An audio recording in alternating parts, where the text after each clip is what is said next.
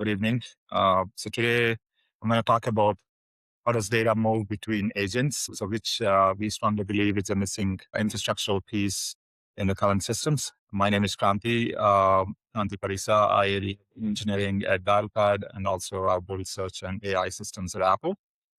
Before the agentic AI use cases are we have been seeing those use cases for quite some time. I've also co-authored a couple of books on reliability machine learning, which is one of the award winning book, and then Apache Solar, which is a search engine. So I've been contributing to open source for a very long time, Apache Lucene and Solar, Camel, and now I'm PPNC member for Apache Iggy, which is a streaming engine written in Rust. Okay, so everybody is, asking that most of the people are asking okay, which model should I use? Which will cost less and all of that stuff. But people like us, the reason why we are all here is we care about infrastructure, we care about data, we care about how efficiently we can run infrastructures. For me, the better question for scaling and productionizing AI systems is, how does the data move between the agents?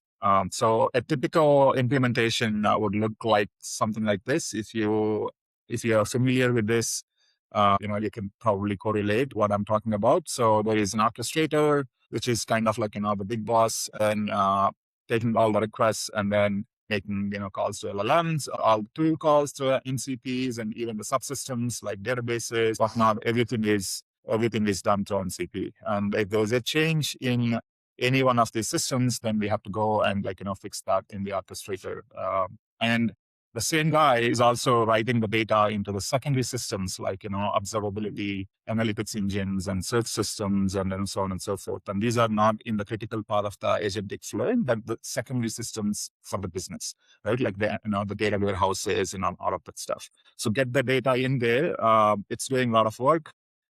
But end of the day, agents require these things, right? Like they require context, they require memory, and they need to have a coordination layer and then a replayability. Because if you're doing MCP based interactions, MCP is not a persistent protocol, as you all might know. It's a JSON-RPC, an HTTP kind of a thing, and we have seen this in the past decades, where everybody went and built services, microservices, and we went crazy with REST APIs and HTTP APIs, and then we were like, wait a second, we need to make it more event-driven. There is a way for us to communicate between the services and exchange data between the services through a stream. That's what Kafka did. Revolutionize the data exchange between systems. We have seen by building, agentic implementations, especially for voice bots at Dialpad, there's a lot of challenges with MCP within the infrastructure. MCP is still needed for tool calls, like for example, a Salesforce CRM lookup, it still goes through MCP. That's the external REST API call. But if you have internal systems within the infrastructure, there is no need for it. But current implementations are all what we have done with the Laserdata. So we are the original creators of Apache Iggy. It's an incubation project right now. The radiation request is in motion. So in the next month, we'll become a top level project as well.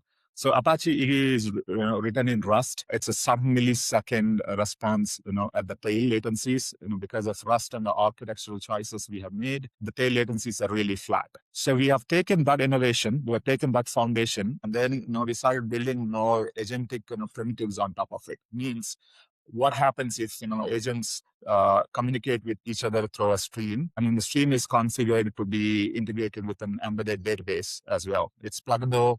We offer an embedded database to expose primitives like key value lookups, SQL queries, fast queries, and also vector semantic search queries also. But if you want to plug in other systems, for example, Redis for key value store, you can plug it in. So you write this right into the stream, and magically the data appears in all of the other subsystems. And it's one SDK that we have come up with, which I'll show you some examples. Sorry if I'm rushing too much. This is a lightning talk, so I only have so much time. I'll try to cover as much as possible. So why this matters? So here is an example that I want to talk about. So a customer comes in and asks for okay, refund my order. The order number is 123. And now all these agentic, infrastructures, agents have sub-agents which is doing, payment, lookups. Is this really an order that is in the system? Looking in the CRM, and then, validating the fraud and all of that stuff. While all of these are busy in doing these checks and balances, the customer says it's not 1, 2, 3, it's 1, 2, 3, 4. Then the context change needs to propagate down to all of these guys in real time. That's where latency matters, because otherwise, all the subagents are busy burning your tokens, because they're like processing the request as if like, it's 1, 2, 3, but the real request is 1, 2, 3, 4, right? So that's where the stream helps to propagate those changes down quickly to all the subagents, and the subagents can actually react to them like, wait a second, I have a context change, so I need to stop a process using the latest data. That's where latency matters also. So what Laserdata doing on top of Iggy is, we built the streaming engine, which exposes all the primitives, as I said. The primitives can be embedded. We offer embedded database, which is also written in Rust, but we have a way to plug in the extensions as well. And then we are offering SDK. So basically, this is in a nutshell how you interact with the Laser SDK. So you connect with the stream, and then you write into the stream like topics and streams and so on and so forth. But with the same SDK, you're not doing any other changes in the code. With the same SDK, you're also querying the stream. Laser.query, laser.graph, laser.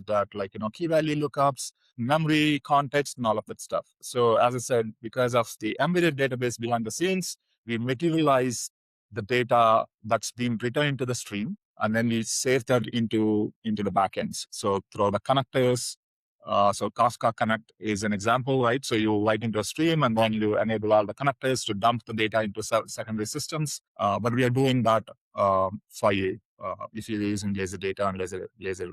So why Iggy? You can actually.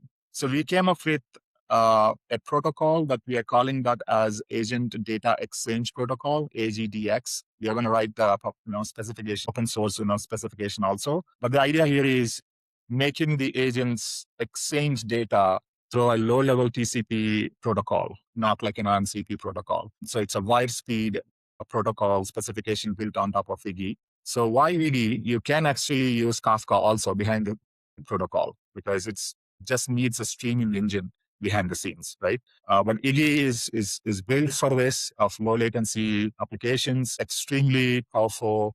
Some of the benchmarks that we have done is like 30 times faster than Kafka. I'm not joking. You can go ahead and run the benchmarks. So we have a benchmarks website as well on Apache Iggy website, iggy.apache.org. So we have taken that engine behind the scenes and built on top of it. So we have seen applications, changed software. We have seen microservices change to the cloud, and we believe the AI agents need a fundamental rethought about how data is processed. So this is data for AI meetup. So I thought this is a compelling statement for all of us to make. We're kind of facading the existing tools and technologies, but there needs to be a fundamental rethought. That's what we believe in, and that's what we're building for. So happy to talk with you more. Please go check it out. There is a free tier that we are offering. You can go register, no credit card required. Just play with it. Laser SDK is also free. We have built an example application with a multi-agent system also. It's also in our GitHub repository. Please check it out and reach out if you have any questions. Thank you.